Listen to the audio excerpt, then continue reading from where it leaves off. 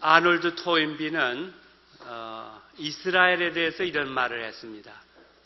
이스라엘 세계사의 경이요 이적이다, 이런 얘기를 했습니다. 또 수많은 신학자들이 이스라엘이 주후 70년에 멸망했다가 세계 각처로 흩어져서 사라졌는 줄 알았는데 1948년 5월 14일 유엔으로부터 독립선언을 받고 인주를 받고 독립하고 저 나라가 이렇게 영토를 곧 되찾고 또 세계에 더 강한 영향을 미치는 것은 부활 사건 다음으로 큰 이적이다, 이런 얘기를 했습니다. 다 많이 아시겠습니다만은 특별히 주후 70년 온 세계로 흩어져서 세계 각국으로부터 핍박을 받고 환난과 시련과 비극을 당하지 않았습니까? 특별히 너무 가슴 아픈 것은 우리 기독교 국가들로부터 핍박받고 재판받고 처형당하고, 특별히 2차 대전 때는 히틀러가 600만, 루터의 말을 곡해해가지고 600만을 학살하고, 참 이런 비극 속에서도 놀라운 것은 버텼습니다. 견뎠습니다. 정말 특별히 우수하게 자녀들을 키웠고요. 또 전 세계에 정말 엄청난 인재들을 통해서 영향을 끼치고 있지 않습니까? 지금 미국 인구의 3%가 유대인인데 이 인구가 대학 교수의 30%가 유대인이고 또 24%가 노벨상 수상자가 바로 유대인, 이스라엘 사람입니다. 그러면 성도 여러분들 한 번쯤은 생각해 보시지 않았는지 모르겠네요. 도대체 어떤 힘이 저 민족을 저렇게 만들고 있을까? 한 역사가는 이스라엘 민족의 핏줄 속에는 어떤 민족도 모방할 수 없는 무서운 정열이 있다 지적했습니다. 그러면서 이스라엘 민족사에 나타난 이러한 정열을 두 개의 수레바퀴에 비유했습니다. 한 수레바퀴는 교육, 한 수레바퀴는 신앙. 이 교육에 대한 정열과 신앙에 대한 정열이 이스라엘 민족의 역사를 만들고 있다, 이렇게 얘기했습니다. 오늘 본문 우리가 봉독했습니다마는 이 4장 전체를 본문으로 삼겠습니다. 이 본문에서 우리는 이스라엘 민족의 그러한 교육에 대한 정열과 신앙에 대한 정열을 볼 수가 있습니다. 그리고 그 교훈을 통해서 우리는 우리의 자녀 교육에 대한 도전을 새로이 받을 수 있고, 새롭게 자녀 교육을 어떻게 해야 되는 건지 도전받고 출발했으면 합니다. 이스라엘 백성들의 교육에 대한 정열이 얼마나 대단한지 생각해 보겠는데요. 한 교육학자는 교육이 효과적으로 이루어지기 위해서는 3가지가 필요하다고 했는데, 첫째로 교육받을 기회가 있어야 되고, 두 번째 상징적 도구를 제대로 활용해야 되고, 마지막으로는 일관성 있게 반복적으로 가르쳐야 한다 말했는데, 이 3가지가 오늘 본문에 다 나타나고 있다는 사실, 우선 놀라움을 금치 못합니다. 첫째로 이스라엘 백성들은 모든 기회를 사용하여 하나님이 맡겨주신 자기 자녀들을 양육하고 교육하였습니다. 자, 그래서 우리는 앞으로 모든 기회를 자녀 교육의 기회로 선용하고 활용할 수 있어야 되겠습니다. 따로 아이들을 모아놓고 이제 교육하자 하면 요즘 아이들은 그런데요. 뭘 알고 싶으신데요? 다 알고 있어요. 인터넷 더 잘하기 때문에. 자, 이스라엘 민족은 그런 면에서 우리에게 천재적인 모본을 보여줍니다.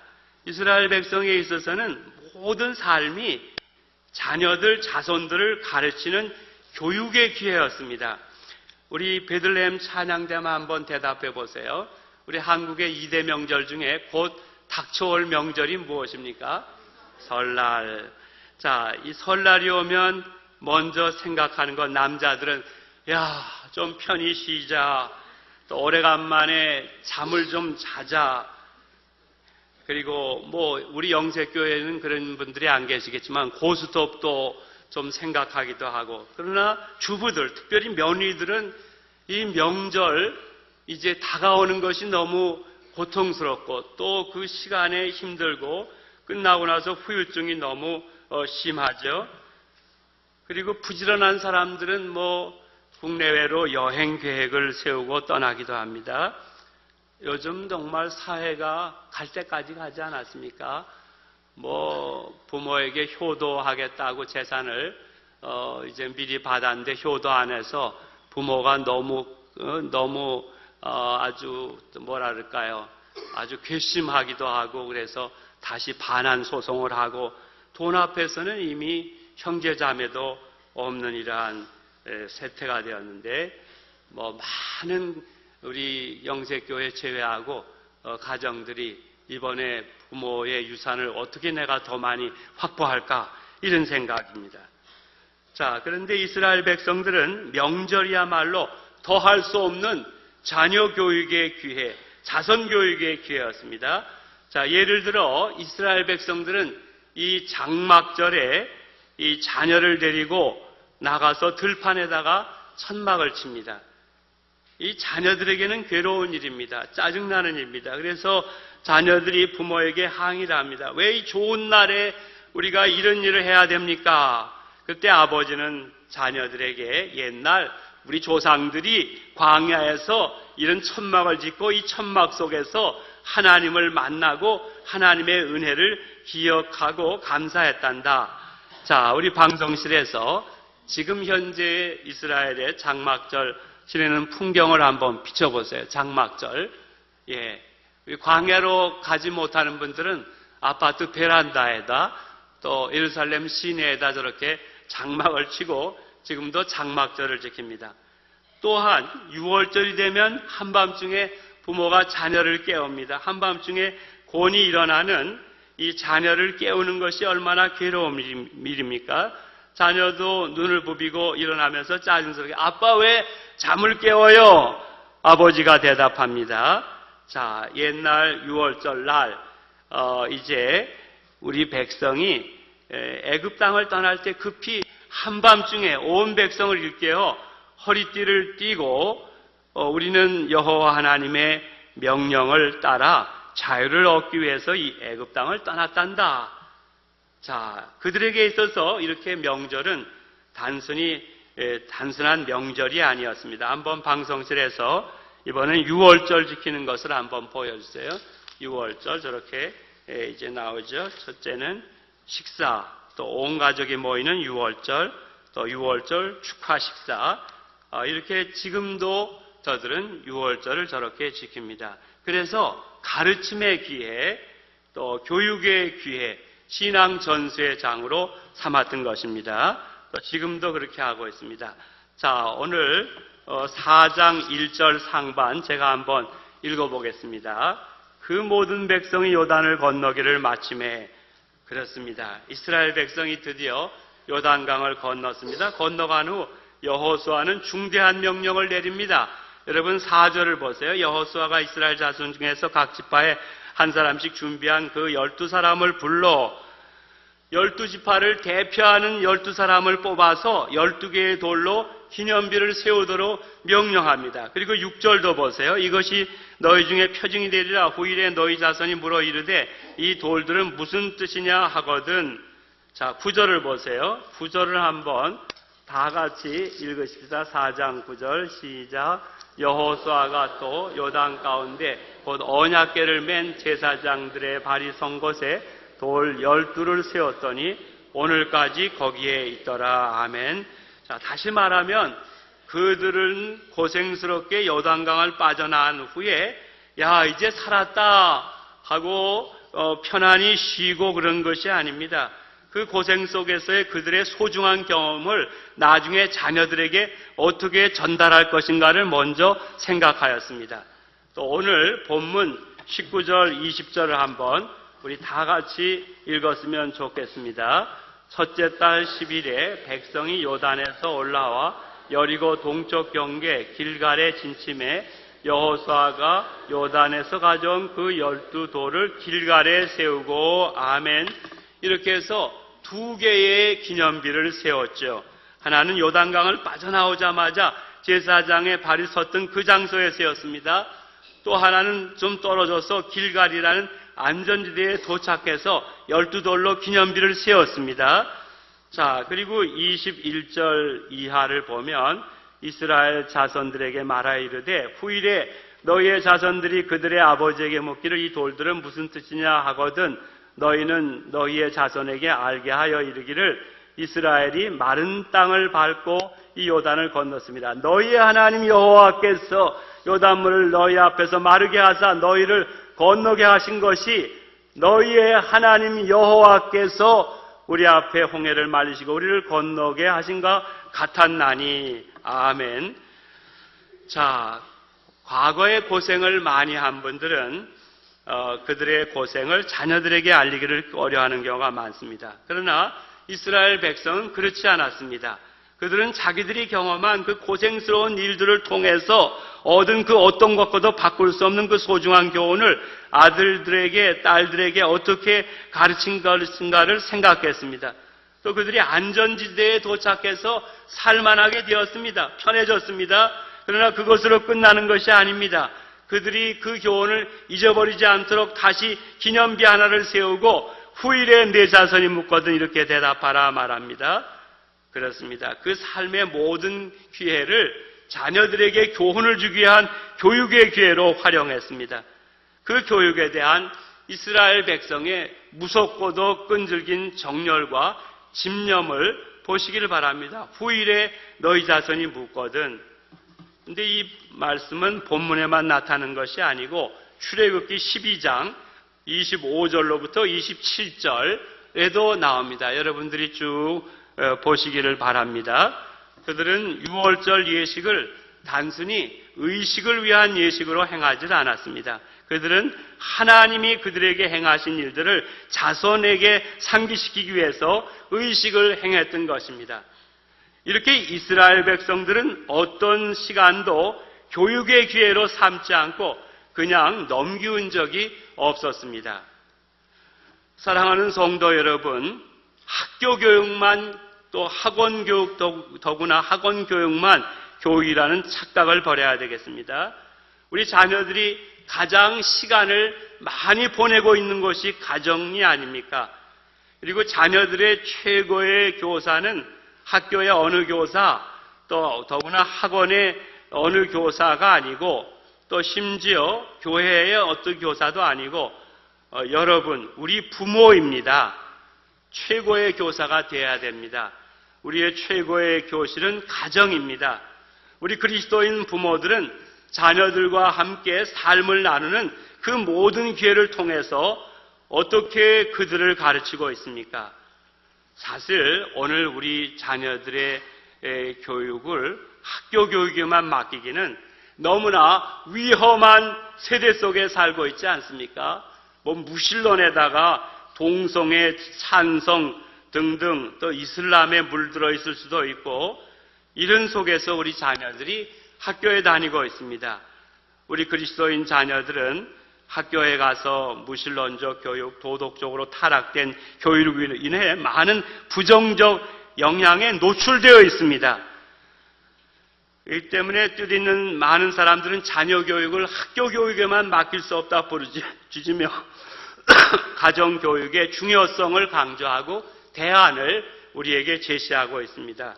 우리는 우리가 가진 신앙과 우리가 읽고 있는 성경 말씀을 통해서 아무와도 무엇과도 바꿀 수 없는 우리의 사랑하는 아들과 딸들에게 어떤 교육을 하고 있는 것입니까? 자, 부모의 행동, 부모의 삶의 모습, 부모의 삶의 태도부터가 아들, 딸들에게 교육인데 가장 중요한 교육, 어떤 교육의 귀감과 모델이 되고 있습니까? 우리는 구약 성경에 나타난 하나님의 백성들의 교육을 향한 정렬에서 다시 한번 배울 수 있어야 되겠습니다. 그들에게 있어서는 모든 기회가 다 교육이었습니다.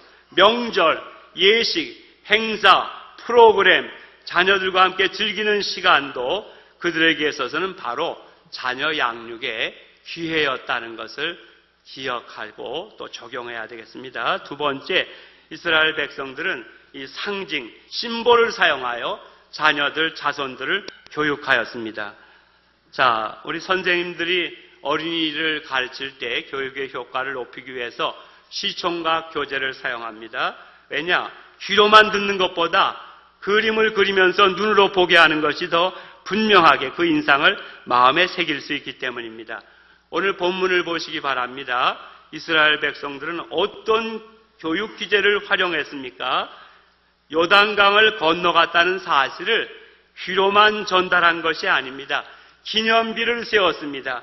그 기념비를 보고 후일에 자녀들이 물을 것입니다. 아버지, 이게 무슨 뜻입니까? 이렇게 이스라엘 백성들은 상징적인 교육의 기제를 활용했던 것입니다. 이 문제에 있어서 완전한 본, 탁월한 본, 교사의 본을 보이신 분이 예수님입니다. 우리 예수님은 내일이면 자신이 십자가의 죽음을 맞이하게 된다는 사실을 잘 아셨습니다. 그러면서도 당신 생애에 가장 긴장된 그 마지막 시간에 제자들과 함께 마지막 만찬을 나누시면서 그 마지막 기회까지 활용하시는 것입니다. 이제 주님이 가르치시고자 하는 가장 중요한 교훈은 당신이 왜 십자가에 죽으셔야 되는지에 대한 가르침이었습니다. 그 사실을 그들의 마음속에 영원히 각인되게 하기 위해서, 간직되게 하기 위해서 성만찬을 행하시면서 제자들에게 이렇게 말씀하십니다. 여기서 중요하기 때문에 양쪽의 강단에 붙여놨어요. 너희가 이것을 행하여, 아예 시각적으로 잔과 떡 이렇게 그려놨습니다. 다시 올 때까지 나를 기념하라. 얼마나 위대한 교사이십니까? 자, 우리 한국 민족처럼 오랜 역사를 가진 민족도 흔하지 않습니다. 또 여러 가지 아주 부끄러운 이러한 역사도 있지만 자랑스러운 역사도 많이 있습니다. 또 3.1운동을 비롯한 그 근대 이후의 역사도 자랑스러운 역사가 많습니다. 1948년에 대한민국 정부를 이제 세우고 또 건국한 이후에 부끄러운 역사도 많지만 자랑스러운 역사도 많습니다. 자, 이러한 좋은 또 자랑스러운 전통을 보존하고 계승계대하는데 무관심한 민족이 또 어느 민족이 그렇겠습니까? 자, 우리 민족이 너무 이 자랑스러운 역사를 보존하고 계승계대하는데 무관심합니다. 자, 우리는 이 긴 역사의 경험과 역사의 자료를 활용하지 못하는 이 민족이라는 안타까운 자기 반성을 하는 계기가 되어야 될 것입니다. 여러분, 우리는 우리의 자손들에게 어떤 역사의 교훈을 가르치고 있습니까? 이렇게 뿌리 없는 민족으로 우리의 자손들을 키울 때 제2세대, 3세대에 가서 우리 자손들의 심각한 고민에 대해서 우리가 책임져야 될 것 아닙니까? 우리는 성경의 역사를 통해서 이스라엘 민족사 앞에서 부끄러워해야 될 것입니다. 그리고 우리는 단순하게 민족의 역사를 가르치는 뿐만 아니라 내가 내 인생을 통해서 경험한 가장 소중한 가치와 위대한 진리와 없어서는 안 될 소중한 경험을 내 자녀들에게 가르쳐야 될 것입니다. 그 가르침에 얼마만큼 우리가 관심을 가지고 있습니까? 마지막 세 번째로 이스라엘 백성은 일관성 있게 자녀들을 교육하였습니다. 놀라운 것은요, 이스라엘 백성들은 교육의 효과를 증진시키기 위해서 일관성 있는 교육 방법을 채택했다는 것입니다. 여러분, 저의 얘기가 될 수도 있습니다. 한 달 전에 아버지가 한 말과 오늘 한 말이 근본적으로 다르기 때문에 우리 자녀들이 우리 부모를 신뢰하지 못합니다. 교육은 그 가르침에 일관성이 있을 때 교육의 효과가 있을 수가 있고 증진될 수가 있습니다. 그래서 교육학자들은 교육에 있어서 무엇보다 중요한 것은 반복의 원리라고 말하고 있습니다. 그래서 실로 자녀선이 마음에 새기고 나가야 될 이제 중요한 교훈이라면, 또 내가 간직해서 그렇게 살아온 것이라면 계속 반복되어야 되는 것입니다. 주님은 왜 성만찬을 반복하도록 말씀하셨습니까? 이 성만찬을 반복하면서 중요한 사실 한 가지, 예수님이 왜 십자가에서 고통을 당하시면서 당신 몸을 내어주셨는가에 대한 사실과 의미를 묵상하는 것입니다. 이것은 그 사실을 잊지 말도록 하기 위한 반복을 통한 우리 예수님의 탁월한 교육 훈련, 교육 방법 중에 하나였습니다. 자, 12돌을 가지고 기념비를 세울 때 요단강에서 나오자마자 하나를 세웁니다. 그것으로 끝나지 않습니다. 길갈이라는 지역에 도착했을 때 다시 한번 기념비를 세웁니다. 지금 이스라엘을 가보면 이스라엘 도처에는 기념비 아닌 것이 없습니다. 고적 아닌 것이 없습니다. 모든 것이 다 기념비고 모든 것이 다 고적입니다. 그들은 그 모든 것을 가지고 자기 자녀들, 자녀손들에게 그들이 경험한 일들을 눈으로 보게 하고 그들의 삶에서 무엇이 가장 중요한가를 가르치기를 원한 것입니다. 자, 제가 이제 목회를 종결하는 시간도 얼마 남지 않았습니다. 이제 10월이면 3대 목회자가 어떻든 동사학위에서 부임하게 되었습니다. 계획상으로 보면. 그러니까 은퇴가 초읽기에 들어갔는데요. 자, 이 영재교회 온 캠퍼스에 정말 신앙 교육을 위한 온갖 상징물들로 가득합니다. 설립의 말씀 및 목적문비, 또 사랑의 천국 방언비, 위대한 명령비, 십계명 사도신경 주기도문비, 또 사랑의 아버지의 비, 탕자의 비라기보다 사랑의 아버지의 비, 또 이스라엘 회복에 대한 이러한 액자라든지 전시대 등등이 있습니다. 자, 이런 것을 다 활용하시길 바랍니다. 자녀들이 이것이 무엇입니까? 물으면 이것은 이런 것이다. 하나님의 사랑이 이렇고 또 하나님의 역사가 이렇고 얼마나 좋습니까? 수많은 이러한 상징물 이러한 속에서요.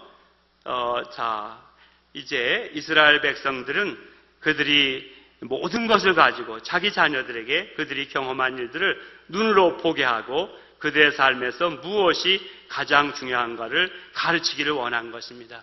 또 여러분 진지하게 생각해 주시면 고맙겠습니다. 한 알의 밀이 땅에 떨어져 죽으면이 너무나 복음과 윤리의 핵심이기 때문에 설립의 말씀으로 정하시고 반복해서 말씀해 주셨습니다. 또 목적이 이끄는 교회가 교회의 내용을 결정하는 중대 요소이기 때문에 계속 강조하였습니다. 또 이스라엘을 지금 하나님이 회복시키시다고 하는 예언의 성취이기 때문에 반복해서 중요한 것이기 때문에 강조한 것입니다.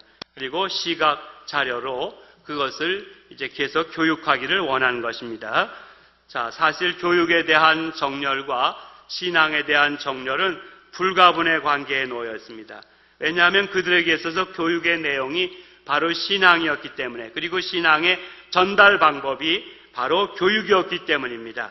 6절, 7절의 말씀을 보시기 바랍니다. 이것이 너희 중에 표징이 되리라. 후일에 너희 자손이 물어 이르되 이 돌들은 무슨 뜻이냐 하거든 그들에게 이르기를 요단물이 여호와의 언약궤 앞에서 끊어졌나니 곧 언약궤가 요단을 건널 때 요단물이 끊어졌으므로 이 돌들이 이스라엘 자손에게 영원히 기념이 되리라 하라 하니라. 아멘.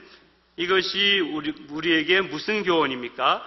우리가 하나님이 함께 계시는 것을 상징하는, 즉 하나님의 임재를 상징하는 그 언약궤를 메고 나갔더니 전혀 건널 수 없게 보이던 요단강물이 우리 앞에서 갈라졌단다. 하나님이 함께 하심으로 그 창이란 파도도 복종하더구나. 다시 말하면 그들은 이 사건을 통해서 하나님의 위대한 사역과 고난과 환난과 파도를 이기는 하나님의 위대한 능력을 그들의 후손에게 전달하기를 원했던 것입니다. 남정욱 교수라는 분이 계신데 그분이 신문 컬럼에서 이렇게 얘기한 바가 있습니다. 기억하라. 성공담을 자랑하면 꼰대요. 실패담을 이야기하면 멘토이다. 여러분 물어보겠습니다. 꼰대가 되고 싶으십니까? 멘토가 되고 싶으십니까? 우리는 후배 자손들에게 성공담도 실패담도 아닌 하나님의 은혜와 역사를 이야기하고 전수해야 될 것입니다. 탈무드에는 이런 교훈이 기록되고 있습니다. 어리석은 사람들은 자녀들에게 재산을 남기고 또 양식 있는 사람들은 자녀들에게 지식을 남기고 지혜로운 부모들은 자녀들에게 신앙을 남긴다. 어떤 부모가 돼야 되겠습니까? 무엇을 남기는 부모가 돼야 되겠습니까? 이 다윗의 유언은 감동적이고 또 우리의 가슴을 울립니다. 역대상 28장 9절 말씀 한번 다 같이 역대상 28장 9절 말씀 한번 읽어보십시다. 시작. 내 아들 솔로몬아 기쁜 뜻으로 섬길지어다. 여호와께서는 모든 마음을 감찰하사 모든 의도를 아시나니 내가 만일 그를 찾으면 만날 것이요 만일 내가 그를 버리면 그가 너를 영원히 버리시리라. 아멘. 누구를 알라는 것입니까? 아버지를 알라는 것이 아닙니다. 물론 아버지와 어머니를 알고 있지 않는 것 필요한 일입니다. 그러나 단순히 다윗은 아버지인 자기 자신을 자녀에게 기억시키는 것으로 자기의 의무가 끝났다고 생각하지 않았습니다. 이 무력한 부모, 이 보잘것없는 부모, 이 많은 잘못을 동시에 자녀들에게 보일 수밖에 없었던 자신보다 더 소중한 것을 자녀에게 남겨야만 했습니다. 다윗이 솔로몬에게 남긴 유산은 하나님이었던 것입니다. 사랑하는 부모님 여러분, 조부모님 여러분, 여전도의 여러분, 우리는 우리의 자녀들에게, 자손들에게 무엇을 남겨야 되겠습니까? 누구를 남겨야 되겠습니까? 기도하겠습니다. 아버지 하나님, 이스라엘 백성들의 교육과 신앙의 정렬을 배워서 적용할 수 있는 저희 부모들 될 수 있도록 인도하여 주시옵소서. 저희가 실수가 많고 죄가 많은 생애였다 하더라도 마지막에는 하나님을 자녀손들에게 남길 수 있는 부모와 조부모로 우리의 삶이 마감되도록 인도하여 주시옵소서. 예수 그리스도의 이름으로 기도하옵나이다. 아멘.